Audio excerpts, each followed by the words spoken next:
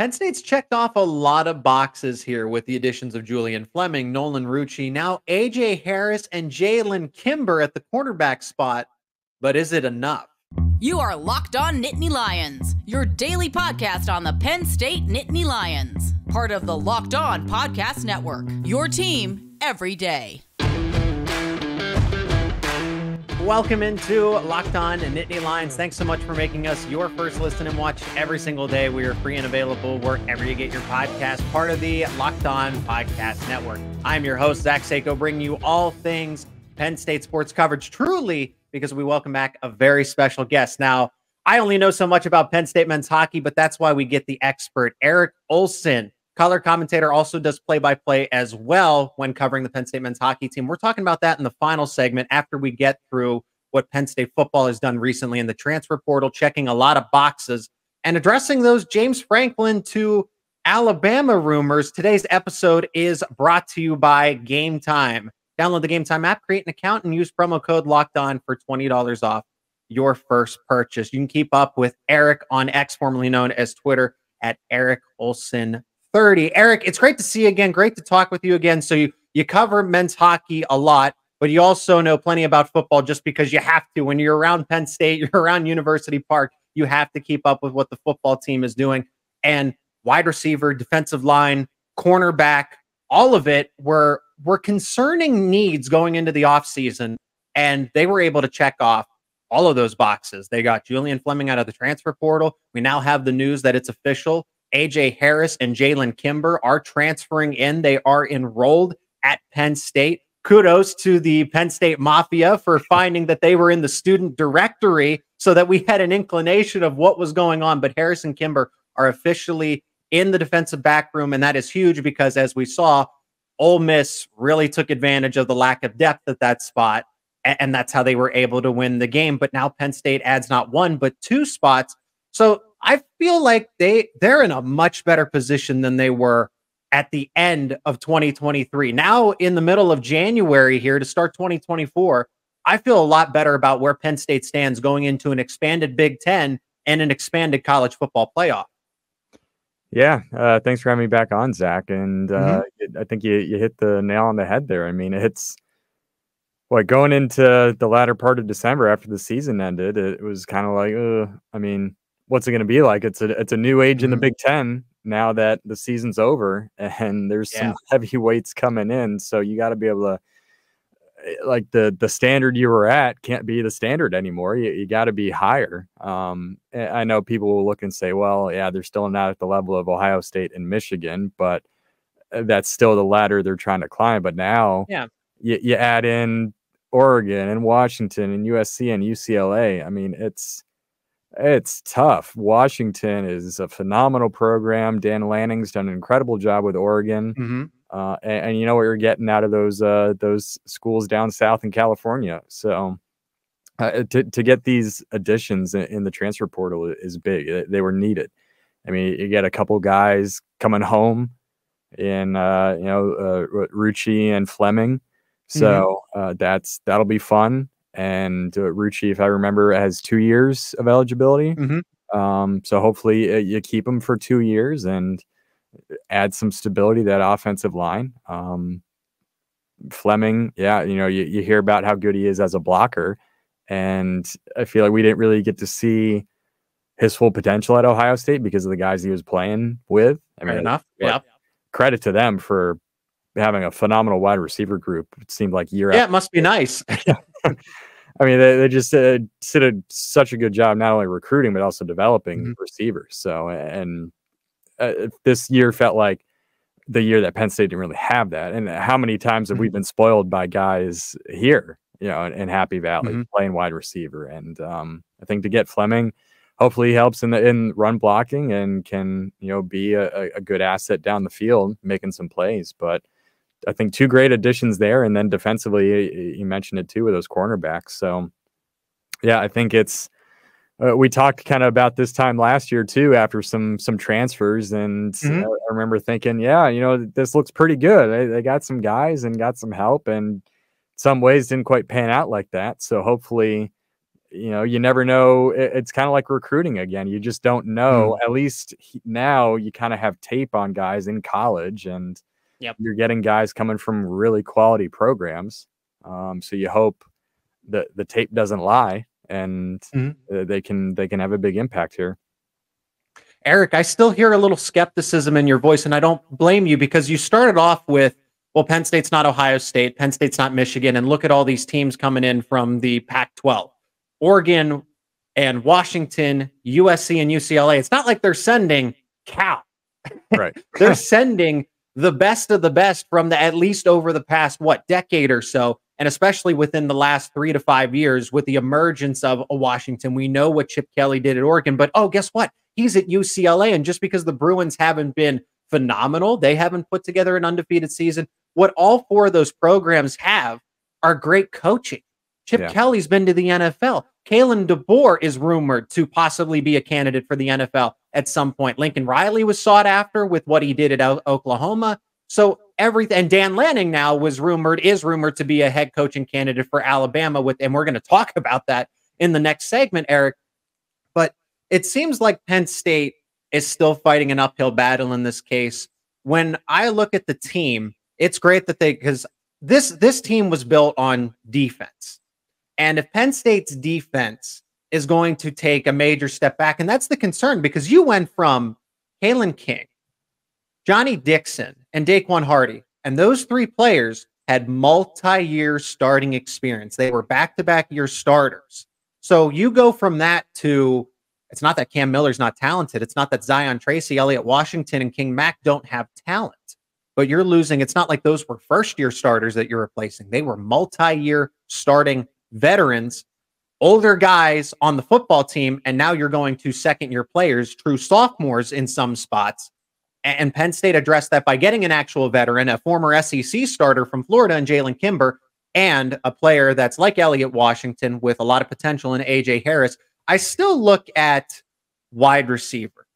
Because, yes, the run defense, having Devon L. Lee's come back, Hakeem Beamon, is huge. And Penn State was the #1 run defense in terms of yards per carry. Look it up. They were #1. They went from mediocre to getting criticized left and right. And then nobody said a word after. Nobody said a word when they started holding teams to 2.5 yards per carry. But the defense, and with Tom Allen taking over, is going to be fine. It's still the offense. Can it take that next step forward? Well, sure, you got the offensive coordinator and Andy Kotelnicki, but you only got Julian Fleming. I still feel like they need another wide receiver here. A Dorian Singer would be nice. That's saying a lot here. And I don't know that Penn State's exactly linked to him. I know that they've been interested in him because he tried to transfer last year and he transferred to USC. But offense was the reason this team wasn't able to go anywhere. Eric, I said it. Penn State had a #1 defense. They had a national championship, college football playoff type of defense this season, and they wasted it. Is that going to be the case again next season if they don't get another wide receiver in your mind? I don't know. I mean, it seems like that's the $1 million question now, right? I mean, I think Tom Allen is going to come in and do a really good job with the defense, like you were saying. And I give credit to the whole coaching staff too, because ever since the news has come out a few years ago with USC and UCLA joining, and then last year with the Oregon and Washington additions, like, it hasn't hurt Penn State in recruiting at all. And I think for some people, it was in the back of my mind too, and all that was coming out like, geez, now you got to recruit against these programs too. You're already recruiting against some of the best in the country in the Big Ten. Now you're adding these schools. How do you keep recruiting against that? Doesn't seem to have hurt them. I mean, they keep bringing in quality talent and good classes, and it just seems like it's going to continue to get better. I think there's a lot of excitement around Kotelnicki and what he can do creatively. So yeah, I don't know. I mean, I had numbers pulled up. I got numbers pulled up just, again, taking a glance back to see, like, okay, how did they really finish as an offense? And there's a lot of things to like. I think when you look at the big picture, the numbers are good. What it came down to was situations and not executing in the situations they needed to. I mean, you end up finishing with 36 points per game, that's a quality number. You know, third down efficiency, 40%. Yeah, you'd like that to be a little bit higher, but it's better than it had been before, when they were struggling on third down a lot. You know, Aller's efficiency was good. It could be, we'd love to see it in the mid to high 60s, but it ended up just about 60%, only 2 interceptions, which, like, that's phenomenal. Yeah. Rushing was good, 185 yards per game rushing. And like all these little individual numbers, I think add up to a good performance, but just not in those big moments against the teams that they had to beat to get to where they wanted to go. And it's going to come down to that. Can you execute against Ohio State, against Michigan, against USC next year? Like, and it's going to come down to Colton Nicky, what he can scheme, and the offensive line. So Rucci, getting him, I think, is big. But yeah, I don't know. There are questions still at wide receiver, and I agree with you that Fleming isn't enough of an addition. If they can go out and get another guy, yeah, great. At least, if anything, to build competition in the room. It just seems like the way Franklin was talking here at the end of the season that they had guys, but no one was rising to the top and just stealing the job to be out there. And whether that's because they're just not at that point or because they were all collectively about the same, so the level of competition, it wasn't iron sharpening iron. I don't know. Only they know the answer to that. So again, it goes back to it is not the team right now that had Chris Godwin, Allen Robinson, Jahan Dotson, Parker Washington, like these guys that were going out there. And it's like, all right, you need a play. You know who the ball is going to. The other team knows who the ball is going to, but they can't stop it. I mean, what do we see with Marvin Harrison? You knew the ball was going to him, couldn't stop it. And a credit to his talent and a credit to scheme, because it comes down to scheme too. You got to scheme guys to get open. And then it's on them to get open. But there's a lot of things you can do designing an offense to get guys open. And I think the collective frustration was it all wasn't meshing, whether it was play calling or execution. It just didn't quite seem to be where it was. And then, what sounded like happened with Dante Cephas at the end, where he doesn't even play in the Peach Bowl, and now he's in the portal. So, yeah, that's still the big question, I think, is offensively, can they execute in the moments they need to? Because the yards are going to be there, the scores are going to be there, but when it's the fourth quarter and you need conversions, you need touchdowns, can you do it?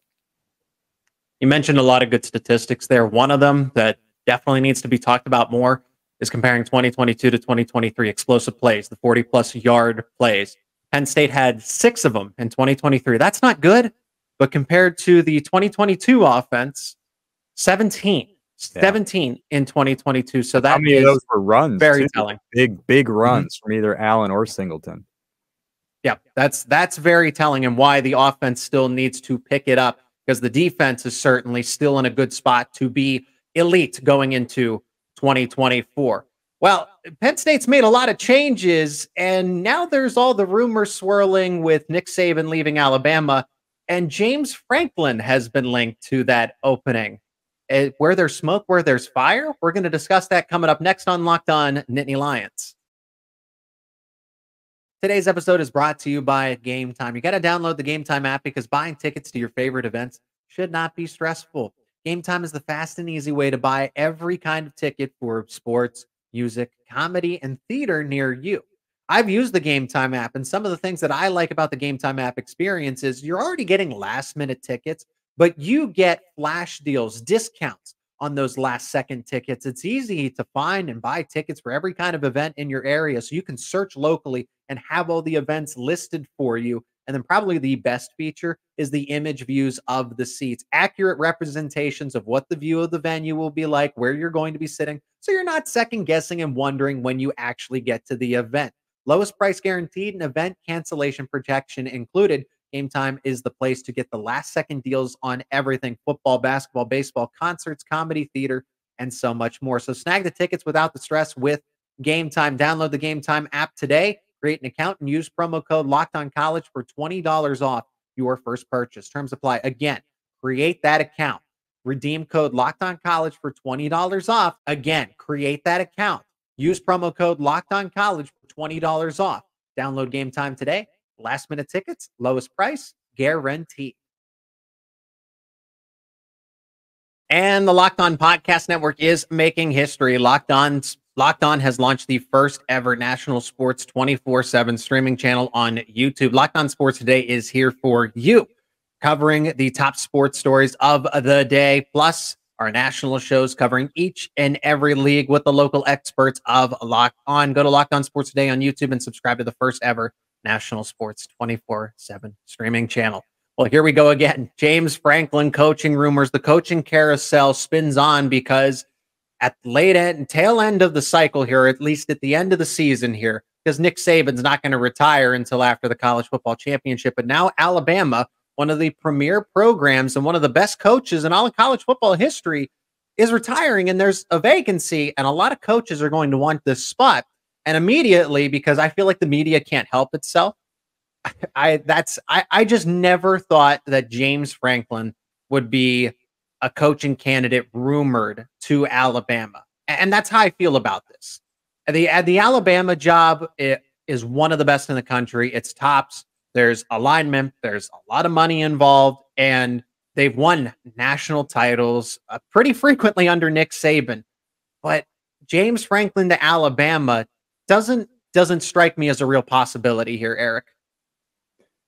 Yeah, same. It would be weird if that happened. I mean, yeah, it's just something you can't even really envision. And I just think there's too many other coaches out there that have either a pedigree that just fits better or has a connection to Alabama already, in some fashion, or just a connection to Nick Saban in general. I don't know. I mean, look, he has certainly built an incredible program.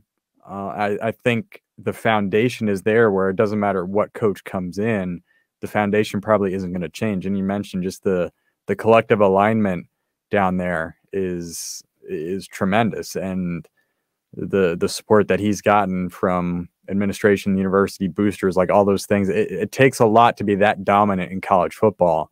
And he got the right players, and it had everything else going their way to execute at that high level. So I don't know. I mean, I don't think whoever steps in is going to have immediate success right away, especially in this era we live in now with the transfer portal.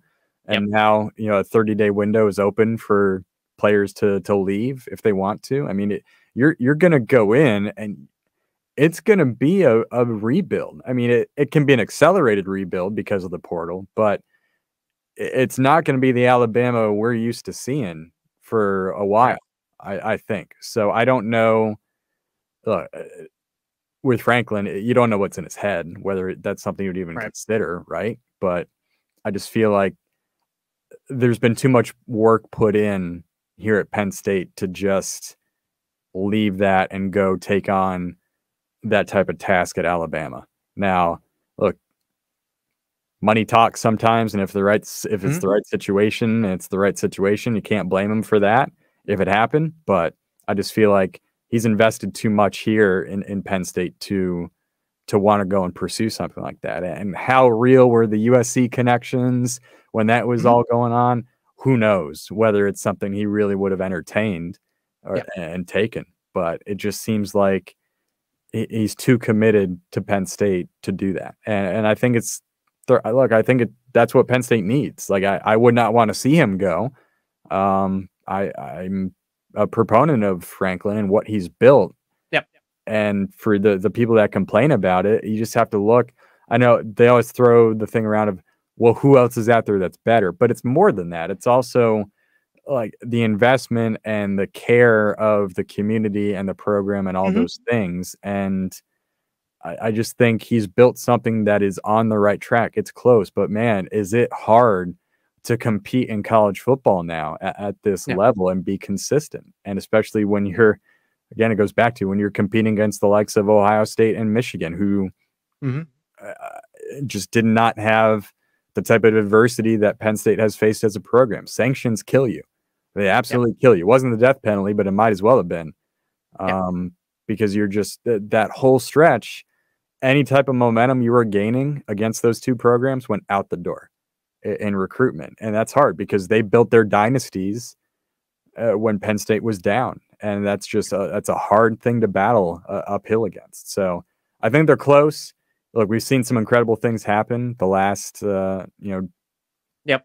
however long he's been here now. I can't remember, 8 years, 9 years. Over a decade now, yeah. He's going over a decade. Geez, yeah. I mean, some incredible things have happened. So I think it's right there, but it's certainly still an uphill climb. So I don't think there's any steam behind it by any means. And you make a lot of good points here, Jay, especially saying that James Franklin's committed to Penn State. Penn State is committed to James Franklin. Why Penn State to Alabama? Because I'm going to probably put some more smoke out there because I can't help myself, Eric. But Penn State has the commitment with the buyout. They pay him handsomely, right? He makes a lot of money. He's one of the highest paid coaches in the country. So there's that. James Franklin's also a Pennsylvania guy, right? Played college football in Pennsylvania, and he's from the Poconos. Okay, so James Franklin is at his heart and soul a Pennsylvania guy. So there's that emotional attachment to it. And there's just because he coached in the SEC doesn't mean that, well, his heart might belong in Alabama. That's not the case. But when I think of the Alabama opening, the one that I was willing to keep an eye on, two of them, Dan Lanning and Kalen DeBoer, because both of those coaches haven't had their big break yet in terms of being the top coaches in terms of annual salary. Dan Lanning, from the last time I checked, only makes $4 million a year. Now he's 37 years old at this point in time, but he's due for a big payday from somewhere. Now he was only a graduate assistant in Alabama, but it makes sense to have that conversation. And then there were the rumors. I can't confirm or deny the reports, but I saw that people were saying that he was in Alabama, and then he posts the statement saying that he's not leaving. So maybe Oregon turned around and said, okay, you're due for your raise. That's fine. Kalen DeBoer's still out there. Who knows what conversations are being had there. But I watched jobs like that. Oregon, Washington, yes, USC, Florida. I'm not saying Billy Napier is going to Alabama. Far from it. That would never happen. But I look at those kinds of jobs that do fit more of a niche for James Franklin. And I'll clarify a little bit. Alabama has a niche. And I'll tie it back to Joe Moorhead and Mississippi State. The folks around Mississippi State, after just a couple of years, were so sick and tired of Joe Moorhead. They did not like Joe Moorhead, and they wanted him out as soon as possible and found any reason to. And Joe Moorhead was working progressively to get better. Won Egg Bowls, right? It's not like it was miserable down there. Yeah. But the fans did not like him. Okay, so they had a short attention span for the lack of results that he wasn't getting. Alabama's probably going to have the same case if James Franklin were to do something like that and join the Crimson Tide. So that one doesn't make sense from that standpoint. Okay, so if Mississippi State did not like someone, because I know people that covered Mississippi State and said that they did not like him because he was from the North. Right. That's just the fact. That's just the fact of the matter. You need someone. Yeah. You need someone that fits in. James Franklin fits in at Penn State. The school likes him. The board likes him. The athletic director likes him. The president likes him. You don't want to be competing against all of those things. Alabama liked Nick Saban. And as we saw, Mississippi State did not like Joe Moorhead. And look what happened. So, but in the case of, I keep an eye on what if Billy Napier doesn't work out at Florida? That's one to be concerned about. What if Oregon lost Dan Lanning to a job? It's the other dominoes that I'm concerned about, not necessarily, Alabama is going to have to replace Nick Saban. Never lost an ounce of sleep over it. But what if Kalen DeBoer leaves? What if, and especially since they're in the Big Ten now, okay? They're in the Big Ten. I know that James Franklin would have to pack up and move his family cross country, but I look at jobs, Florida, Oregon, Washington, USC, as serious contenders if they were able to open up. And Penn State would either have to do something again, promise James Franklin resources for his other coaches, or continue to build things. But that's all there now. James Franklin doesn't have to use that, and his agent don't have to use that as leverage anymore. That is there. There is alignment for the first time. One of the key things for Alabama is that there's always been alignment when Nick Saban was there. Now, for the first time in 2-3 years, the last 2-3 years, there is alignment from the people that are on the political side of Penn State, the academic side of Penn State, and now the sports side, the financial side of Penn State. And that's never happened before. And it's all here now. So that's why I never thought twice about Penn State and Alabama, but I do think about Florida, and I do think about USC if Lincoln Riley, if they end up moving on from each other. Yeah, the domino effect is a good point, because you don't know what's going to happen. I know they'll call. Like Mike Norvell was a name thrown out there too at Florida State, linked to Alabama. So I don't know. And Florida State, now they got their thing going on. Are they going to end up leaving the ACC and join the SEC too? So I don't know. But yeah, the domino effect is real. But yeah, it seems like Lanning will stay unless something really weird happens. Yeah, I don't know if DeBoer would consider Alabama or anything like that. Lincoln Riley is the interesting name, not just for Alabama, but if he leaves USC, because boy, was that a tough season for them, going downhill. So yeah, it's gotta love college football, right? You never know what's going to happen. So now where does Penn State men's hockey stand? Well, they're over 500, but they're not exactly in the thick of it in the Big Ten. And there's a reason for that. And I'm glad we have Eric Ohlson, who covers this team extensively, to talk about just that on the other side of this break.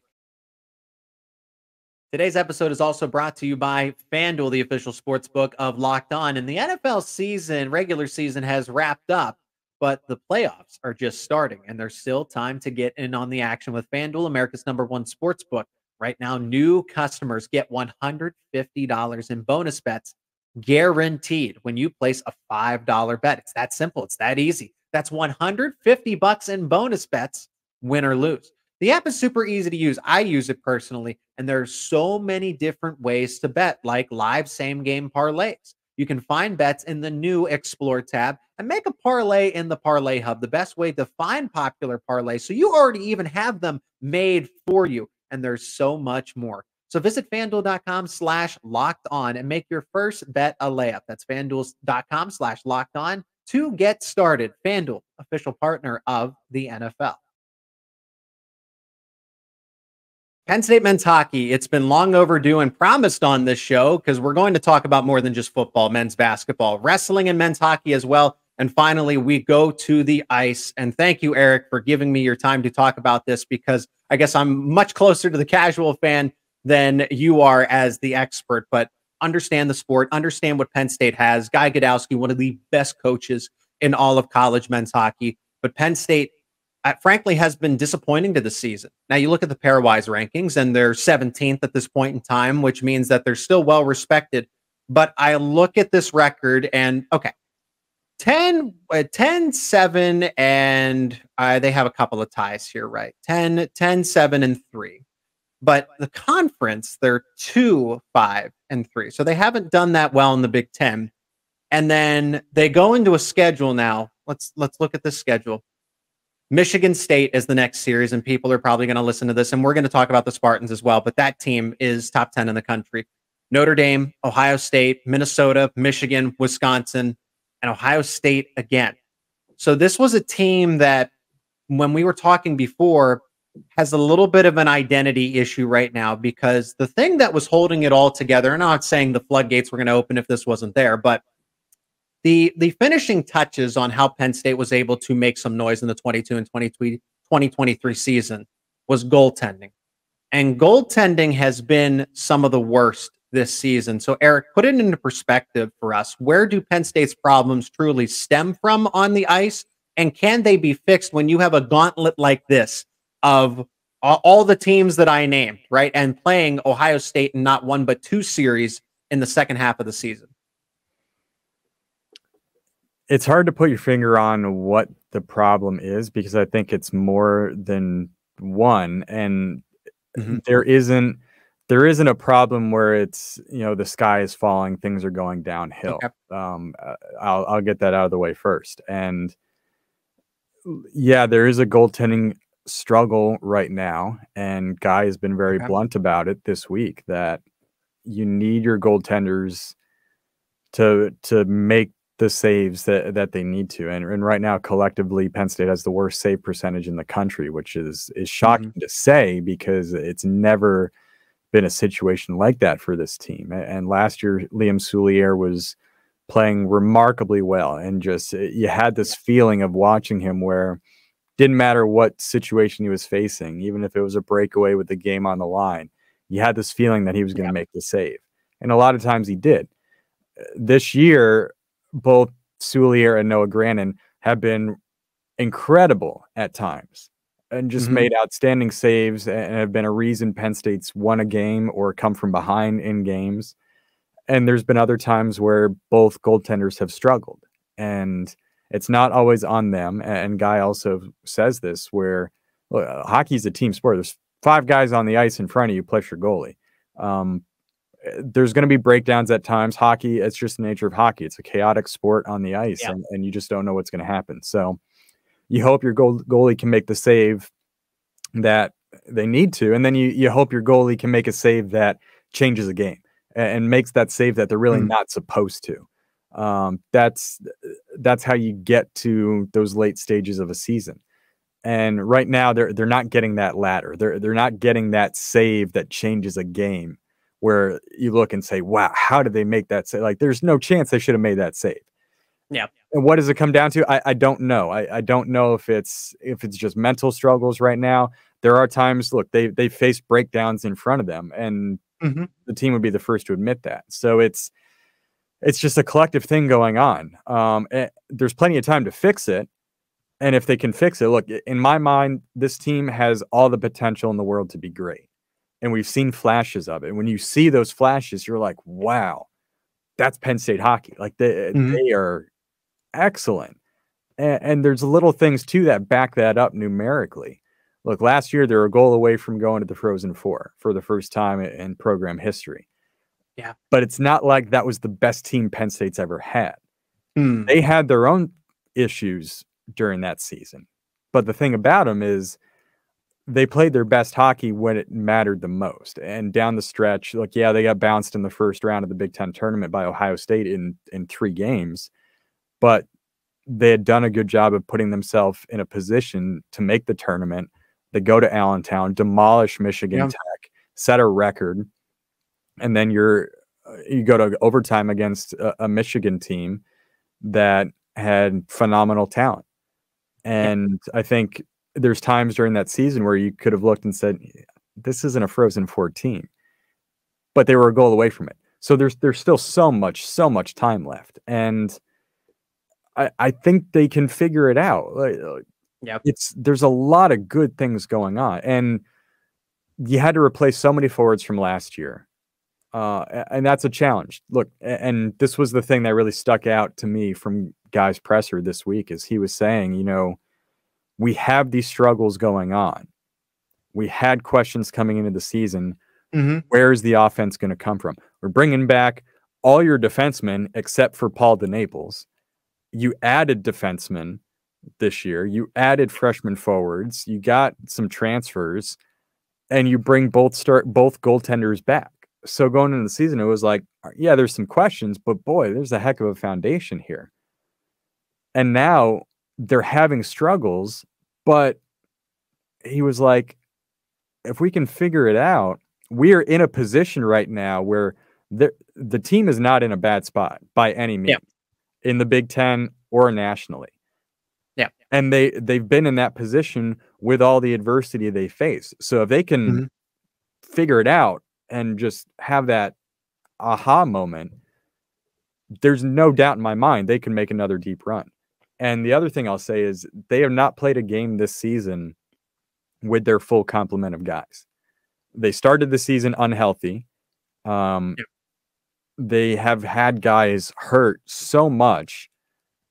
There was a stretch of games in the fall semester where they could not dress all 19 skaters because they just weren't healthy enough. They were playing a man down for some games. And you had a situation like Casey Amon, who is a freshman defenseman, playing forward because they needed him to play forward. They just didn't have enough bodies. And then there was a game where Casey Amon literally played every single position. left defense, right wing, left wing, and center, because he's just become a Swiss Army knife for the team as a freshman, and he can play in any situation. So they face that type of adversity. They started the season without Tyler Paquette healthy. Took him a while to be able to play. They lost Jimmy Dowd Jr. for a stretch after game one against Long Island. And they were starting to get some guys back. And you're like, okay, you know, they're getting there. They're getting healthy. And then they lost Chase McClain for the season, who's a really, really big loss down the middle as a center. He was playing incredibly well this year. He had a long road back from a season-ending knee injury 2 years ago. And last year, it wasn't Chase McClain when he was on the ice. You could see some glimpses of it. But this year, he was back to being Chase McClain and playing at a higher level. He was over 50% on faceoffs. He's a shutdown defensive forward, great on the penalty kill. That's a big loss for them for the rest of the season. And you continue to look, you're like, geez, that's another thing not going their way with an injury. But they're in a spot where, you mentioned it, they're 17th in the pairwise, which 16 teams make the tournament. Yeah, you don't want to be in that 15, 16, 17 bubble, because if you're in that bubble, you're hoping for chalk in the conference tournaments, because a conference tournament winner who's not in the top 16 is going to steal a spot. The good news is, let me ask you that exactly at this point in time, because we're gonna assess this probably over the course of the next couple of months before the tournament actually happens. Does Penn State right now, in your mind, make the tournament, given that, yeah, they're technically on the outside at this point? There are the conference champions. I look at it just with the gauntlet ahead that they could miss out on the postseason in this cycle, especially because goaltending gets you there.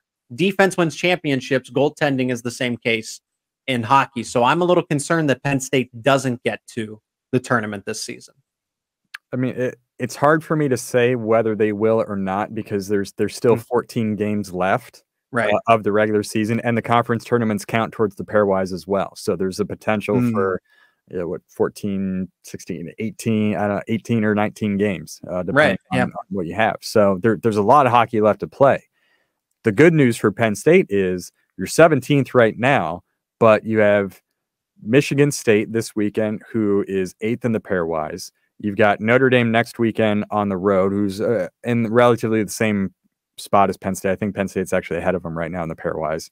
Okay. But winning on the road is a little bit of a boost in the pairwise compared to winning at home. Like that's the thing about college hockey that's great, is it's all mathematical. They have a great formula and it works. There's no eye test. You don't have to prove to a committee that you're good or you're not good. The numbers don't lie. And there's been some debate, like, does hockey need a committee? But then you look at the results of the tournament, who made the tournament, you're like, no, they have it figured out. So like, winning at home matters. Winning on the road is a little bit better.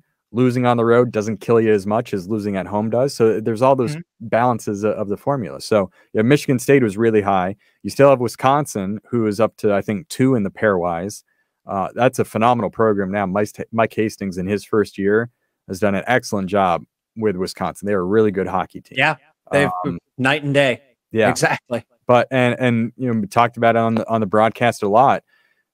Penn State got through a tough stretch in that fall where you had to go on the road to Munn and play Michigan State, who's really good at home.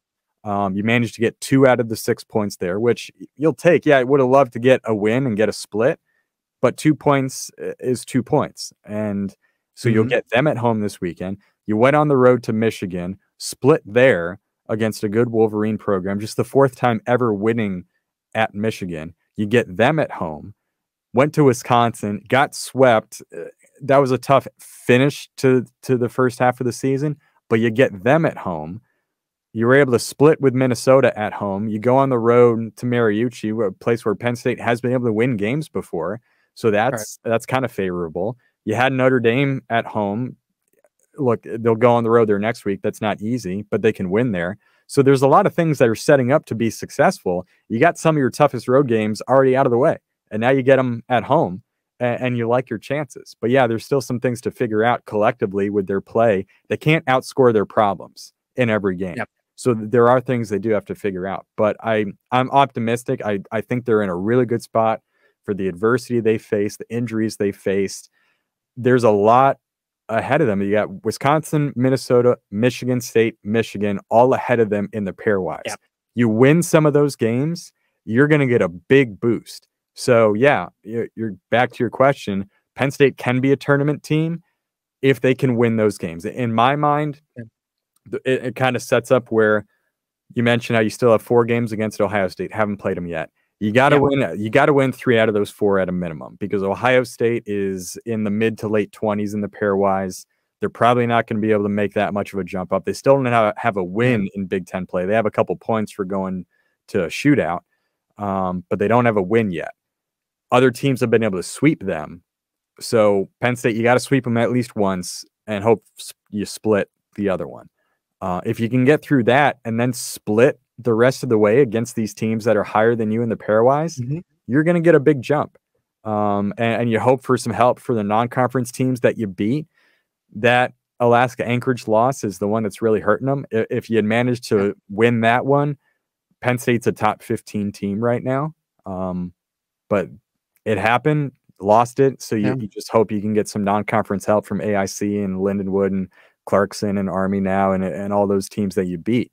So they're in as good of a spot, I think, that they can ask for right now with all the challenges they faced.